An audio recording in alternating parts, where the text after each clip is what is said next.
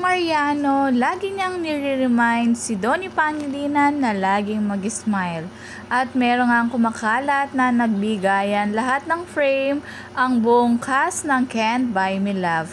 At meron silang message sa likod. Kita yung message ni Belle sa likod ng frame ni Donnie na smile na to. Kaya sabi nga ng mga netizen, I want this kind of relationship. Dahil made me think of her message sa likod ng picture frame, a carry-on reminder for him to smile. At tuwang-tuwa pa si Donnie Pangilinan nang makita niya ang mahabang message ni Belle sa kanya. Sabi nga niya, I'm so proud of you, always a pleasure working with you. You never fail to surprise me, galing mo, bingo. Nato, love, think. Siyempre, iba rin yung kay Donnie. At talagang napakaganda ng sulat ni Donnie at nag-iisa siya na message sa likod ng picture frame ni Belle.